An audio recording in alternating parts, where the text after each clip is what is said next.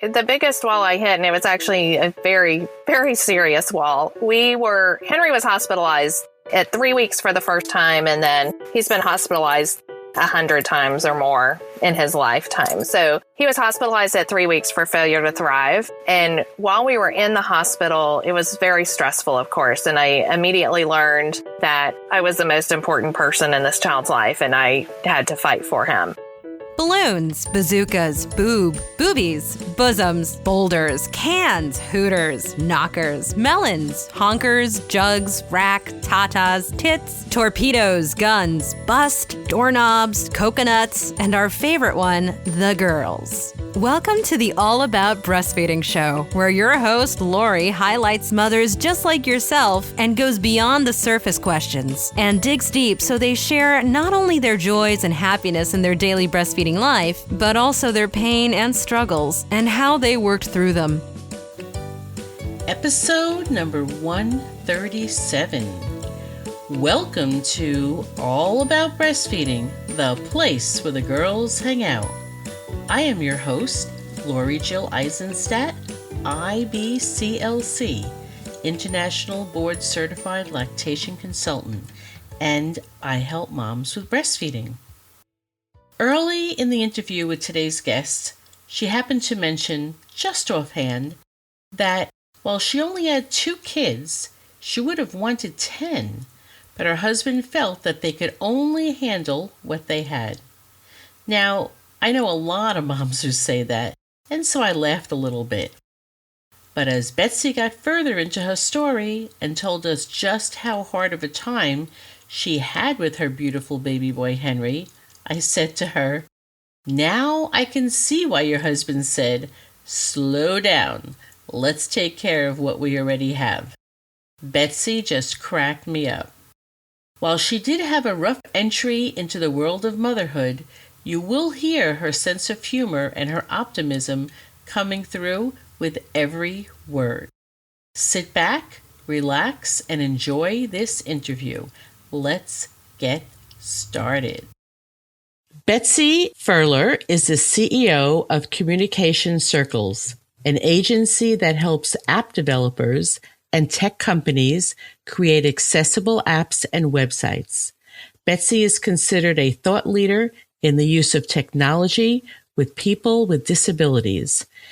I first met Betsy because I'm in a mastermind group with Natalie Ekdahl of BizChicks, and we have done some work together online, helping each other out with our businesses. And I decided that it would be great to interview Betsy because she does have some breastfeeding experience and stories to share. So I would love to welcome you to the All About Breastfeeding show, Betsy. Hi, Lori. Thanks so much for having me. You're welcome. So glad we have this opportunity to hang out together. And I'd love for you to give us a little background about what life was like for you and the family that you grew up in so we can get to know you a little bit. Well, I'm a native Texan, so I was born in Dallas, Texas. My parents lived in a little town called Terrell. My dad's an Episcopal minister, and my mom is a Christian education director. And I have one sister. She's 22 months older than me. And it was a great family, very loving, very supportive family. My parents always taught me that I could do anything in the world that I wanted to do. So I had a great childhood. And I also loved babies from almost birth, I think. I loved baby dolls, and I loved to play with babies and young kids. And I did a lot of babysitting when I was a teenager. You know, I love that you said that you were told by your parents that you could do anything that you wanted to do. How many kids have that luxury? Not too many. Oh, I know. I'm so lucky that I grew up with my family that I did. Yeah, I think more kids, because I think one of the things that we do sometimes as parents is sometimes accentuate the weaknesses rather than the strengths. And without saying so, sometimes I think that gives kids a message that they can't do anything they want to do. Yep. I remember when Sarah Palin was running for vice president, my dad said, "Betsy, you would be a much better vice president than she would be." Now, that is a vote of confidence. Yes. What a wonderful dad. So you said you loved playing with babies when you were younger and you babysat. And I know that what you're doing now in your current career, we're going to talk about that a little bit later. But are you able to think back to when you were maybe in your early to late teens and what you thought you might be doing as a career and how that compares to what you're currently doing? Well, when I was really little, I wanted to have 10 kids and be a part-time scientist. So probably would have 10 kids now if it wasn't for my husband, who's like, no, we can only handle what we have. But then when I was a teenager, I really thought I would be a psychologist.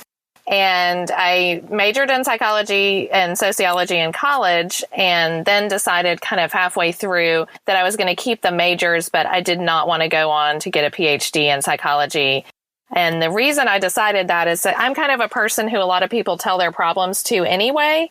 And I decided that wasn't really what I wanted to do for a living. So I didn't really know what I wanted to do when I graduated from college. I knew that I was going to go to grad school. I took a year off and I actually worked for a professional photographer.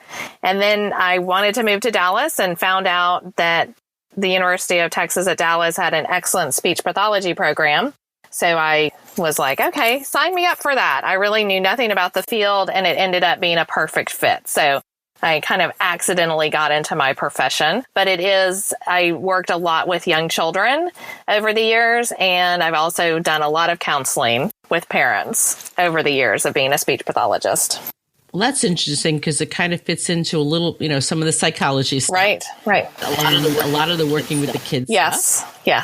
It's interesting that you said, yes, sign me up for speech pathology without really knowing what it was. I know. I think it was one of those things that just was meant to be.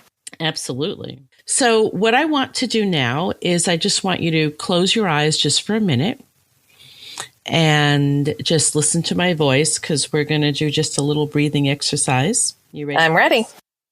So close your eyes. If you can, where you are sitting, just kind of put your feet flat and uncross your arms and take a nice deep breath in through your nose.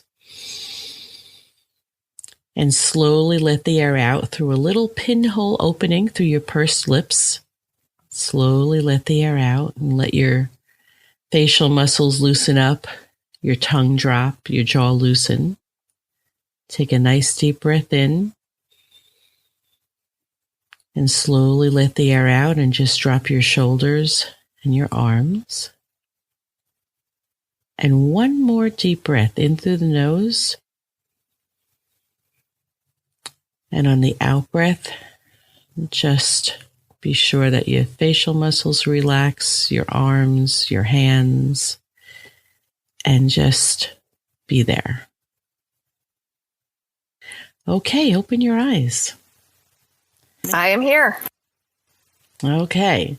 We talk about all that other businessy stuff and family stuff. And now I want to get into breastfeeding. So I like to change the energy a little bit. And I want you to think, have you ever had the discussion with your mom and asked if you were breastfed? Yes, I was breastfed.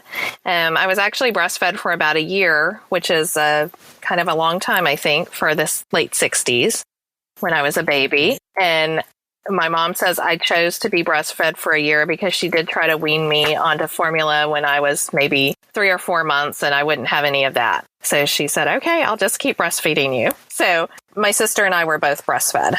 Very cool. So when it came time for your breastfeeding experience, you were at least had a mom who had familiarity with it. Yes. Yep. So let's talk a little bit about your breastfeeding experience. And I'd like for you to start off with telling me what it is, if you can remember, because I know your kids are older and you can share that, what it is that you thought about breastfeeding when you were pregnant. Is it something that you looked forward to? Is it something that you felt an obligation to do? And is it something that you prepared for in any way by books, video, or class? I definitely plan to breastfeed. I didn't think of it as a choice, but not in a bad way. Just that's what you did. Because I had worked with babies professionally as a speech pathologist, I really knew the great reasons to breastfeed, and I was breastfed. So I just planned to do it. I'm a very optimistic person. So when I got pregnant, I assumed that I would deliver on my due date and be back at work in about 4 weeks, taking my baby with me. That was my plan. So I got totally derailed at about 28 weeks when I went into labor. They were able to stop it, and I was hospitalized and then sent home on monitored bed rest. And I ended up making it to 36 weeks, but it was very stressful, but it also made me really appreciate having a newborn. So by the time my Henry got here, finally, it was only 36 weeks, but to me it seemed like a lifetime. I was so happy to have that baby and not be pregnant anymore. And I love babies and I love newborns. So I was super happy and immediately started nursing him. He really had difficulty from birth. I saw a lactation consultant in the hospital, kept following up with that because he was a very difficult feeder.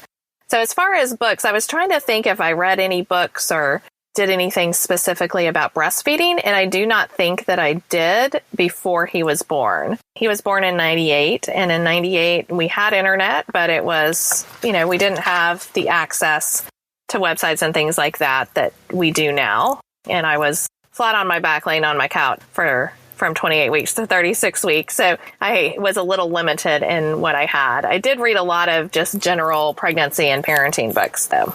You were probably pretty weak from all that bed rest, too. Yes, it was. I go about 100 miles an hour, as you probably know. And so going from 100 miles an hour to 0 was pretty tough on me. Yeah. And again, it's, before the days of the robust internet. So what did you do with yourself at home on bed rest all that time? I read a lot of books and I watched a lot of TV. I ordered catalogs, from the stores. And then I ordered all of his baby stuff on the phone through catalogs, or would just call up the Gap and say, what do you have? Can you describe all your merchandise? I had all the time in the world. So I just did a lot of that. My husband and I just watched a lot of movies and tried to make the best of it. But being kind of a type A go personality, it was rough. Yeah. And there's a lot of people I know who say, boy, I would really like that. But the grass is never greener on the other side. No. How was Henry born? Were you were put on medication when you were on bed rest? Yes. So at 36 weeks, my water broke. And so we went in and they decided they had to induce him. So he was 28 hours of labor. He's been a lot of work since the day he was conceived. So he probably has to hear you say that. He does. Poor thing. 28 hours of labor. And, but then I was dilated to about a 5, and they told my husband just to go home because we'd been there for so long. And they said, go home and go to sleep. The baby's not coming anytime soon. And he left. And almost immediately when he left, they checked me and I was dilated to a 10. And so he and the doctor almost missed the delivery, but they did both make it back just in the nick of time. And I just pushed a few times after all of that. And he was born and we were so excited. Went up to the room. I did try to immediately breastfeed him and he seemed to do pretty well initially. And then they started taking him. He had some low blood sugars and then I hemorrhaged. So we got off to an extremely rough start, but I was determined that I was going to breastfeed at least partially. Yeah, I was just determined I was going to do it. So the hospital reluctantly let me do it. Although they did take him, they kept him in not an NICU, but a kind of another, a more, not quite the newborn nursery, something in between, and brought him to me every couple of hours for me to try to nurse.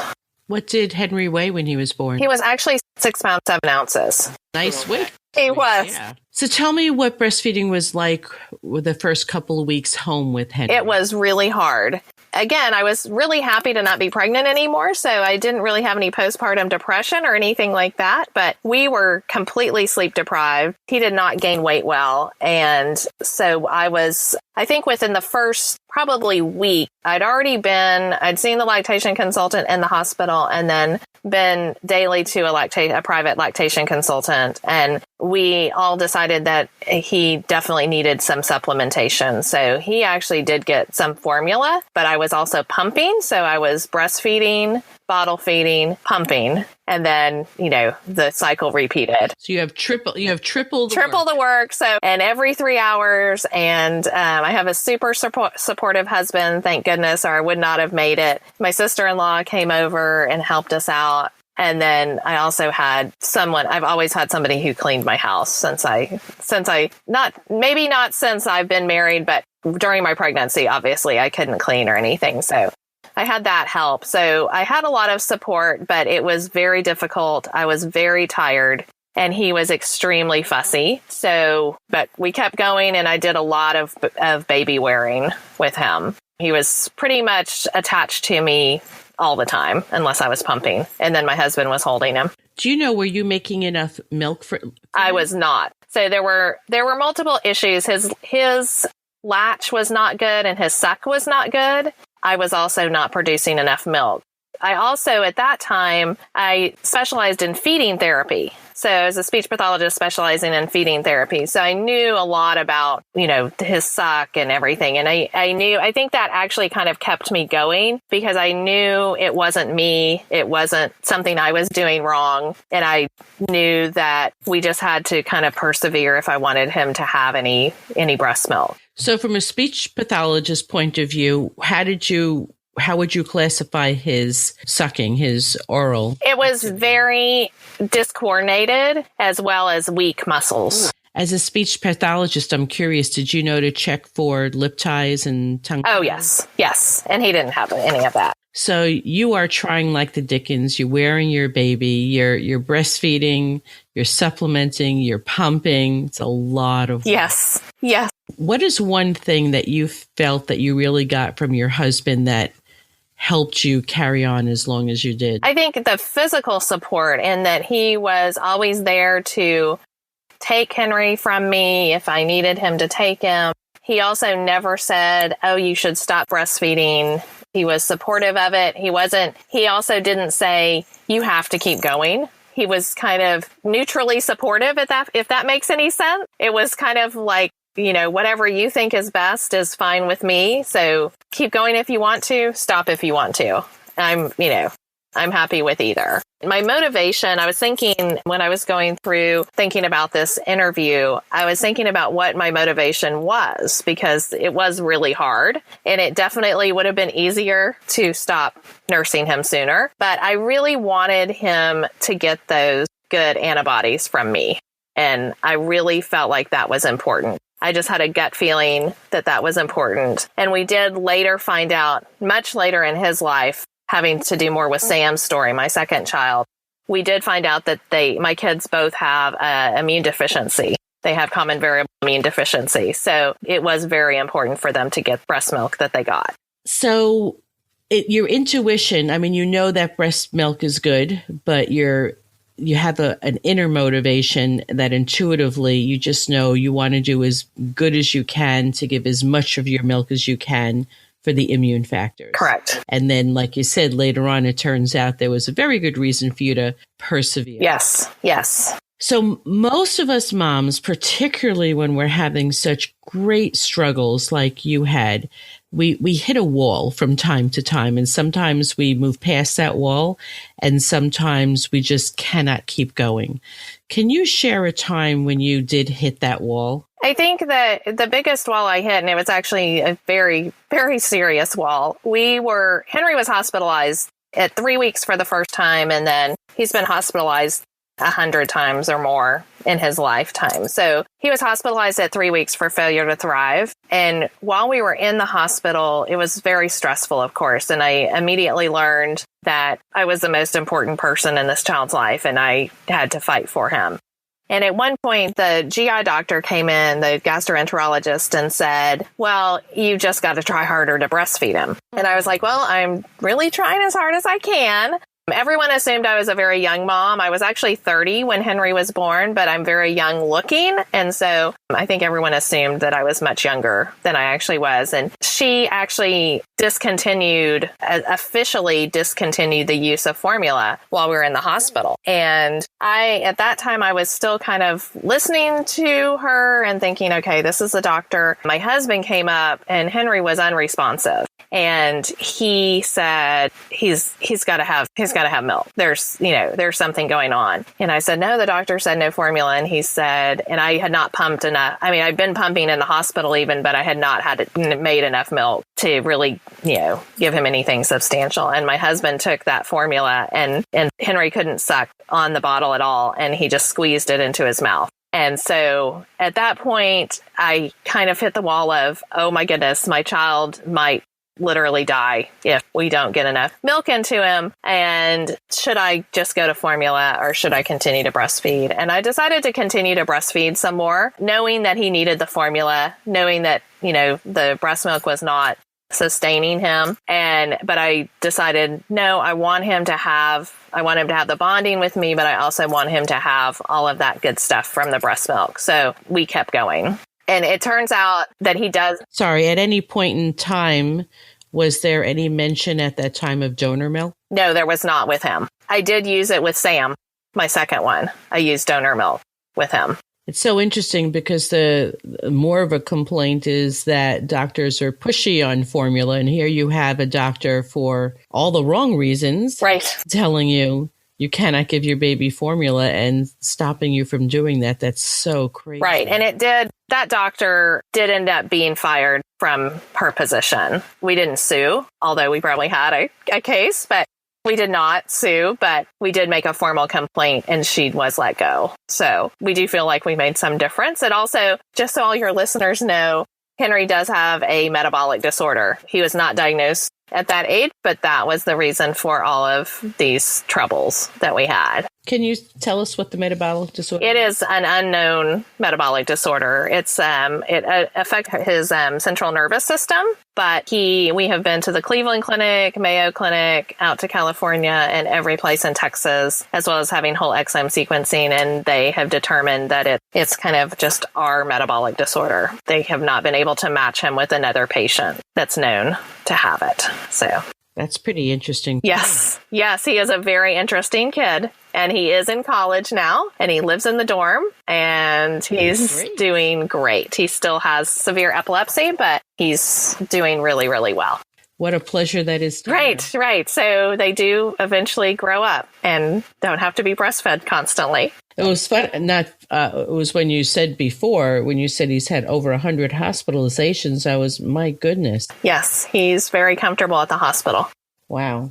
All right. So tell me what it is that you ultimately decided to do with Henry as far as feeding him, because now you do get to this point where kind of what shivers to my spine when you said, the reality is that you are responsible for this little baby's life. You're the most important person. And you clearly realize with this last experience with the GI doctor that you have to be a strong advocate for your child and more of a partner in their health care rather than this is what the doctor said. Right. So common sense kicks in with your husband and you, and you decide my baby needs formula. He needs sustenance, but I still want to continue breastfeeding. So how long did you go along with pumping and breastfeeding and supplementing with formula? My memory of it is a little bit hazy, but I believe it was about 3 months that we decided that was enough and to stop breastfeeding. At that point, he had apnea. He was on an apnea monitor. I figured, okay, I've done this for 3 months. This is good. Now we need to address all of these other medical issues. You did a fantastic job there. That is a lot of stress for a mother to be under. Yes, it was crazy. I did not go back to work until about that 3-month mark. And my husband, although I had planned to go back earlier, I had a private practice at the time also. So we had no income, but we made it. Yeah, that alone. But the best for many of us, the best laid plan. I can't tell you how many moms I speak to who are, they're trucking along during their pregnancy and they're like, yeah, and in 4 weeks I'll be back. In 6 weeks I'll be back. And I know whether or not, you really had the ultimate with a very sick baby. And of course that adds to everything. But even the average mom who's type A and et cetera, she may go back to work at 4 weeks, but she also realizes, oh my goodness, what was I thinking? Yes. I always think like and for me, I don't really know exactly what I was thinking, but I know partially is I did administrative work and I used to work on projects, one project at a time. So my joke with myself afterwards is like, I guess I kept thinking that my baby was like this little project that you'd be done with. Yes. And then I'd be done with it and then I would just go back to work. And I'm like, and then that was also like this big thunk, like, what were you thinking? My husband did stay home with Henry for the first 2 years of his life. So he quit his job and he was actually also going to school at the time. So he quit everything and stayed home with Henry for 2 years because obviously we weren't putting this baby into a daycare situation. So he stayed home. They're very close to this day. So the other fun thing about your story is that, you have the best laid plans and then whatever it is you plan on doing, it could be a 180-degree difference by the time you're done. Oh, yes. Yes, I did better planning for my second child because I kind of knew that my body didn't do pregnancy well. Yeah, so tell us a little bit about Sam. So did you purposely wait to conceive because you wanted more years in between? We did. So we waited about 4 years because we really, frankly, needed to get over the whole thing with Henry being a baby. He was easier at that point. And so we decided to start trying and we had trouble getting pregnant with the second one. And then the day I went in to talk about fertility treatment with my OB, I found out I was pregnant. So that was a couple of years later. So they are 6 years apart. But I planned with Sam. So as soon as I got pregnant, actually, I guess when I was trying to get pregnant, I actually quit my private practice and got a job with great health insurance. That was in the days when pre-existing conditions counted and you couldn't get individual insurance that covered maternity. So I took a job in a school system. So I would have great health insurance and I signed up for the disability insurance since I knew that was a possibility. So I got pregnant with Sam and I knew I was going to end up on bed rest because that's what had happened before. So planned that all out. And about 20 weeks, I started having a lot of contractions and my doctor was like, yeah, you're not working anymore. So I happily went on bed rest this time because I was on partial bed rest. So I couldn't work, but I had disability insurance. I got to spend a lot of quality time with Henry. And that actually really was wonderful.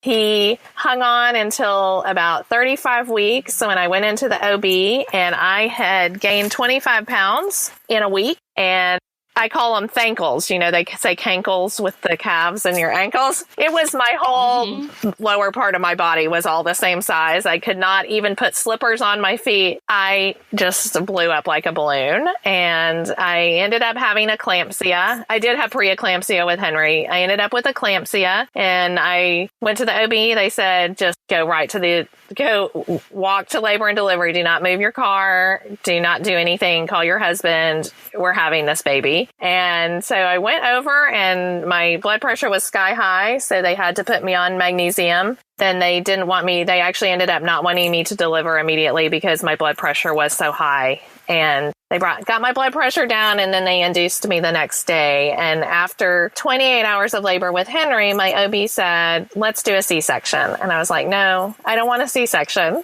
And they were like, no, really, we should do a C-section. And I was like, no. I said, give me 8 hours. If you induce me and I haven't had the baby in 8 hours, I'll do the C-section. But let's just give this a chance. And so they induced me. I say that I had the most medicated delivery possible while still being conscious because I had the mag. Then my blood pressure dropped too low. So they had to give me some adrenaline to increase my blood pressure. And then I started getting sick. So they gave me medication for that. And I had the epidural. So I was like completely medicated. My husband said it was the most boring day of his life until the baby was born. because, we kind of just laid there for 8 hours. I was having contractions, but not really feeling very many of them because I was so medicated, and that they induced me at 8 in the morning. And I said, I want this baby born during office hours. My OB was so wonderful that he was in surgery that day, but Sam was born at 4:20 in the afternoon, 8 hours and 20 minutes later. So he made it within the window. My OB, who is so sweet, I still see him. His wife is an OB too, and he had her come into the surgery with him. As soon as they gave him the go, he left surgery and left his wife to finish it up so he could be there for the birth. Because of all of Henry's problems, and my problems, and in the fact that it was a 35-weeker, we had about 8 people in the room. It was me and my husband and like 6 other people, a team of nurses for me, a team of nurses for Sam, a doctor for Sam, my doctor. So I pushed a couple of times. He was born. He did have the cord wrapped around his neck a couple of times, but he was absolutely fine. And he was 6 pounds, 10 ounces at 35 weeks. Nice. Now I'm curious to know, so, that they worked with you and did everything they could to avoid a cesarean section. I'm curious to know from your standpoint, why were you so motivated to want a vaginal delivery and avoid a cesarean? I, as a speech pathologist, just know that I just feel like it's better from a sensory perspective for the baby to go through a natural birth. And I felt like for me, it was a better option also. I really didn't want to have surgery if I didn't have to. But I really just felt like for the baby, it's just a better process. All right. So you had pretty good intuition there. Yeah. Too. So he was born. Everybody was so disappointed that he was so healthy. Happily disappointed, but they were all like, you could just feel the tension of the room just totally deflate. Yeah, you have a whole team there waiting to do right. something. And they're like, oh, he's fine. Okay, bye. So he was born. We saved his cord blood, which was unusual 13 years ago. So it was actually the first cord blood collection they done at the hospital in Houston. And so they didn't know quite what they were doing, but they saved the cord blood because we still had Henry, who we didn't know what was wrong with. I say Sam and I got to spend 5 glorious days in the hospital, and I really do mean glorious days with them, bringing me food. And he roomed in for the whole time, even though I was on MAG and had to call the nurse to move the baby. They kept us there. My blood pressure was still high, and they wanted to do a bunch of testing on him because of his brother. So they kept us both for 5 days. We came home. Actually, his birthday was on Saturday. So we came home on the 23rd of December, I think. I got home with him. I did nurse in the hospital. It went well, much better. So I just still didn't have great milk supply, but much, much better. No complications for you? No hemorrhaging? No complications. Just my blood pressure. But that was it. Much, much better. Came home. My parents were in town, and it was almost Christmas, and Santa did not know that this baby was going to be born before Christmas. So I literally dropped the baby off at home with my husband and my sister-in-law, and my mom and I went shopping. And then I got home from that and took photos of my kids together for my Christmas card, sent it off to Shutterfly. And at what point in this equation did you crash? Well, you have to remember, I was in the hospital for 5 days. So I was actually feeling pretty good. I'd also been used to sleep deprivation. Henry, because of his metabolic disorder, had to eat during the middle of the night. And so we were already used to being up all night. It was like, I guess, I really relaxed when he went off to college this August. When Henry went off to college this August, that's when I relaxed. I was just going full force, and Sam did well. He was a little bit of a fussy baby, in my opinion. He had a better suck. Everything was going better. Our pediatrician told me he was the fussiest baby he'd ever seen in his career. And I was like, oh, no, this is nothing compared to how fussy Henry was. We moved. So we had lived in Dallas. Now we lived in Houston. So different pediatrician. At 6 months, he was gaining okay. He did not have failure to thrive. My babies were not big babies. They were 17 and 18 pounds at a year. So they weren't big gainers. I did see a lactation consultant a couple of times a week during all of that time. I got to know her super well. And then at 6 months, he ended up having blood in his stools. and having allergic colitis. So he was hospitalized for that. I cut everything out of my diet that he could possibly be allergic to, but he was still reacting. Before that, I was using donor milk as well. I wasn't making quite enough, but we were still nursing, but I was using donor milk and pumping. But it wasn't the same stress level that it was with Henry because Sam ate fairly fast. But at 6 months, we were hospitalized. He was hospitalized for allergic colitis. So I just cut everything out of my diet that I could. He still was reacting to my milk. Obviously, I couldn't have the donor, cut everything out of her diet. It was actually another mom in my area who was breastfeeding, and seeing the lactation consultant, but her issue was too much milk. So it was someone that I got to know, but it's not like I'm going to tell her, okay, you can only eat chicken and rice, Right. So after he reacted to my milk with nothing, with no allergens in it, I was like, okay, we've got to move on. So I weaned him and he went on EleCare, which is a specialized formula. And he was actually on that till he was almost 2 years old because of his food allergies. And that's very expensive. Yes, I was so lucky in that another person in the community, I can't even remember how I got hooked up with her, but she had a lot of extra EleCare that her insurance had paid for. And she basically donated EleCare to us for the entire time he was on it. And then we weaned him off of the EleCare at about 2 to cow's milk, and his allergies have never reappeared. So I also wore him a lot, but I wore him more because I was running around with a 6-year-old. But I did wear Sam until he was too tall, and and my chin was thrusted too far back. How soon after Sam was born did you go back to work? I went back, I think, at about 9 weeks. But I was on this modified bed rest and on disability, a school for kids with disabilities called me and said, could you just come in and see this one kid? So I asked my doctor and I asked the disability insurance company, and they were like, yeah, if you want to work 2 hours a week, it's fine. It's not going to affect your disability. The doctor said, you're fine. If you feel good, you can do it. So I started seeing this one little girl. Well, towards the end of the pregnancy, the owner of the school said, if you'll come back, if you'll work for us after you have the baby, you can bring the baby. So when I went back to work, I brought him with me for a year, for the first year of his life. So Wow. How did that go? It was great. I nursed him there. It was a school for kids with severe disabilities. So they were mostly in wheelchairs. He went into one of the classrooms, and then I was a speech pathologist. So I was moving around between classrooms, and the teachers absolutely adored him. The kids adored him. It was fantastic. And then that is the best of both worlds. Oh, it was great. And then the occupational therapist had a baby a couple of months later, and she also came to work with her mom. And then after they were too mobile really to be there, where it wasn't really safe with all the wheelchairs, we nanny shared for a couple of years. So it was great. It was the perfect childcare arrangement. Love the creativity of moms. Uh-huh. You went through so much, and every mother has their own journey with their babies.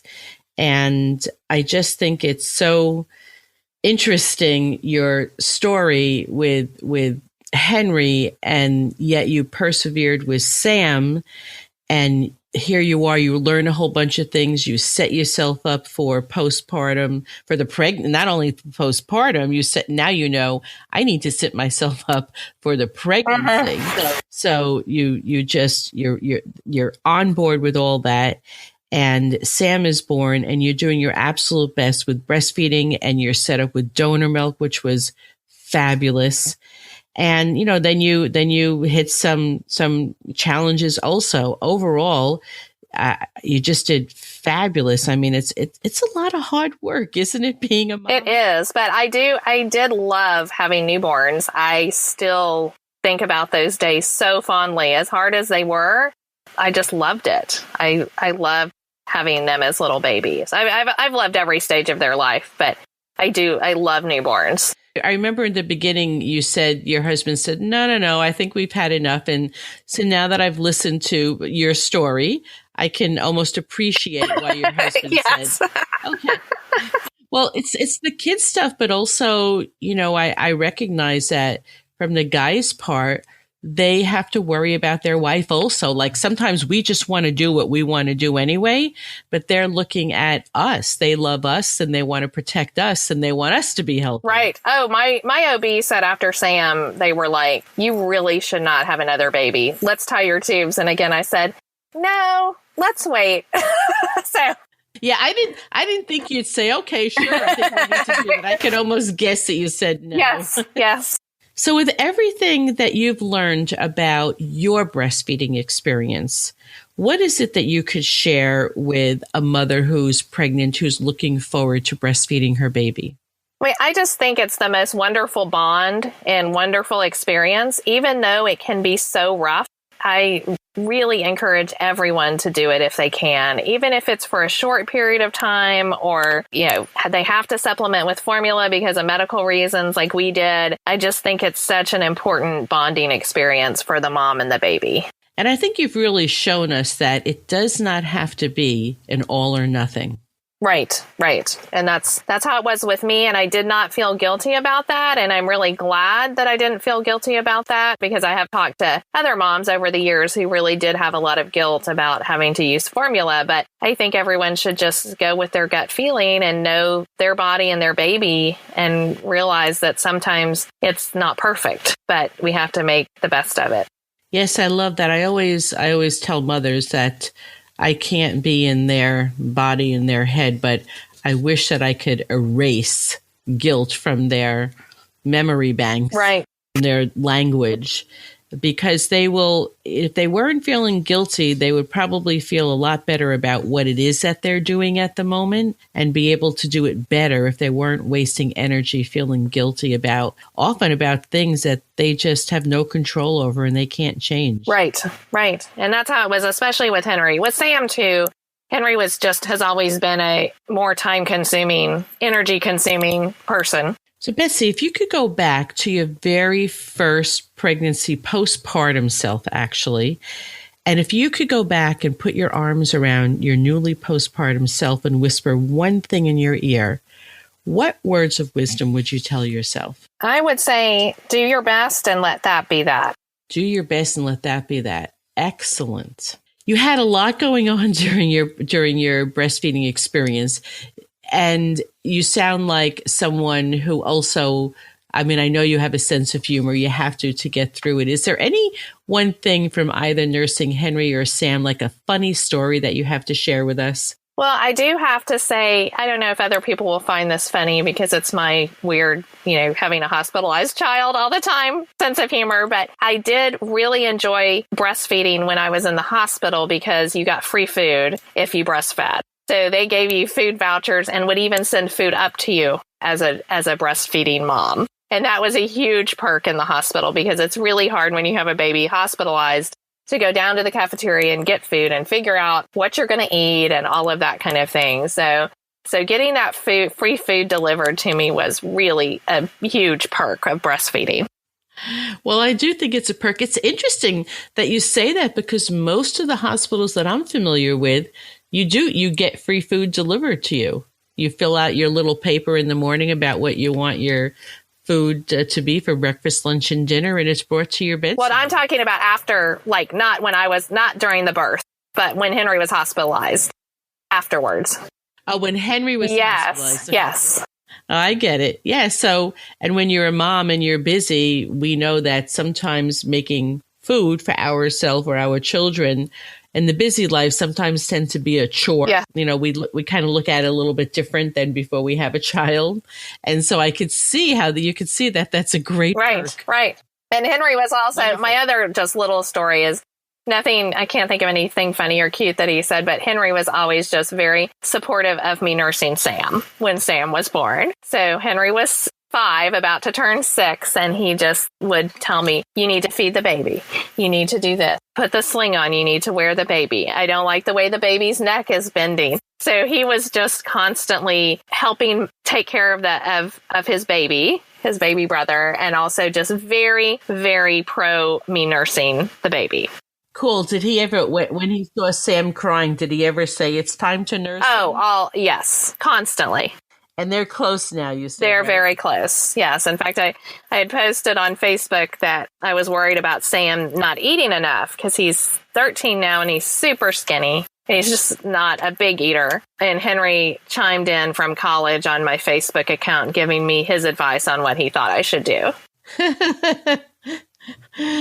I tell you, a younger sibling couldn't be any luckier than to have an older sibling who not only cares that much but is that proactive in his life. That's wonderful to hear. Betsy, I'd love to hear, what is it that you're doing now in your career? Because I know you've had some changes as we've all evolved as we've gone along.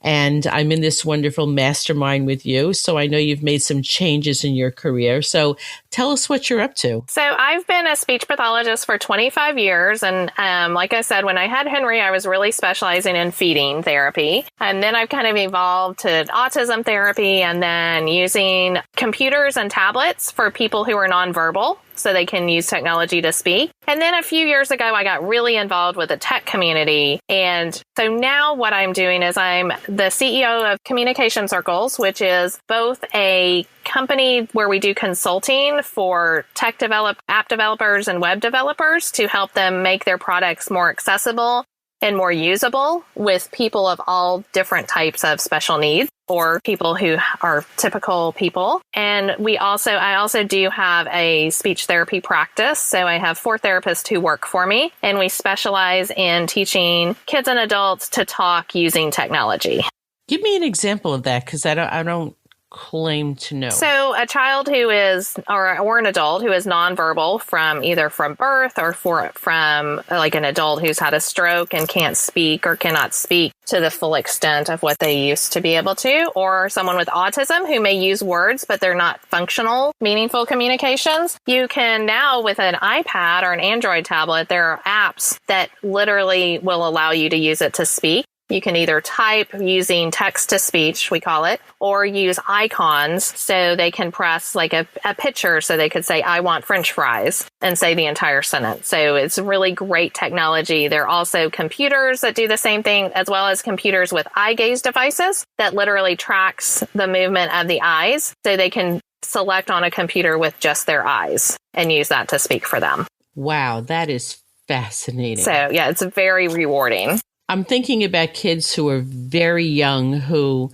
may have had to get much older to even be taught alternative ways of communicating. Right. Is what you're talking about something like, how early can you start? I start with someone with a cognitive age of 12 months or above. Wow. So I did an evaluation on a child. I do still do evaluations also, especially with eye gaze, because it's more complex. I did an evaluation on a 20-month-old with eye gaze, and she just was able to, she has muscular dystrophy, and she was able to immediately just catch on to it and be able to do it. Wow, that is so amazing. With your knowledge and the current technology, you can do, who knows how far you can go with all right. this. It's really exciting. I did have an adult also who I did an evaluation on. He had a traumatic brain injury quite a few years ago, and he has been locked into his body, so he can't move at all. He can't talk. He doesn't eat by mouth.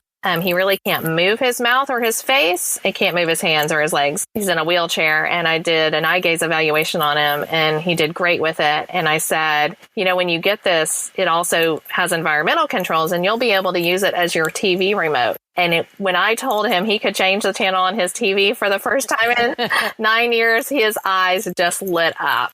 That's exactly what I was thinking. I'm thinking to myself, I bet you his eyes just lit up. Yes. It was magical.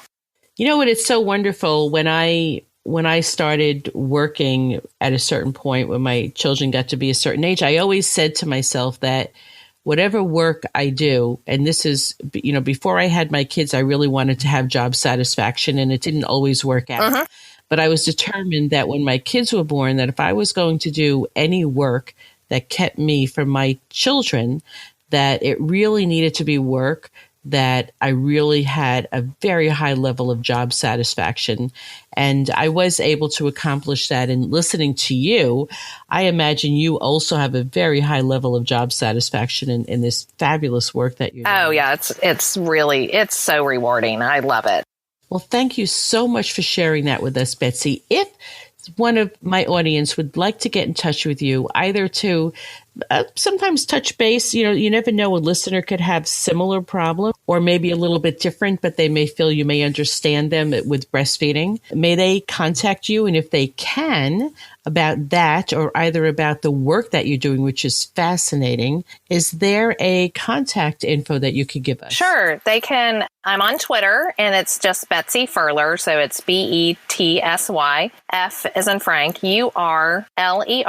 So Twitter, on Facebook, I'm under the same name, which is very easy to find because it's an unusual last name. Or they can email me at betsyfurler@therapycircle, there's an S on the end, .com. Fabulous. I thank you so much for taking time out of your very busy day and chatting with me so I can educate and I can educate my listeners who your story is just so fascinating in many ways. And it is my goal to my All About Breastfeeding listeners to be able to bring to them mothers who have many different stories about breastfeeding, because I want them to see that it doesn't always go the way the textbooks say, the way it may go with our friend or what we envision. Right. And there are many variations of mothering, and there are many variations of being a mother and breastfeeding, pumping, supplementing your baby, and your story actually fills all of that. So thank you so much. Oh, well, thank you so much for having me. Have you heard that Phoenix, Arizona is blessed with an amazing birthing center? Baby Moon Inn Birth Center is the best option for families who want access to midwifery care in and out of a hospital setting. You can experience birth in a comfortable home-like setting where natural birth is the focus.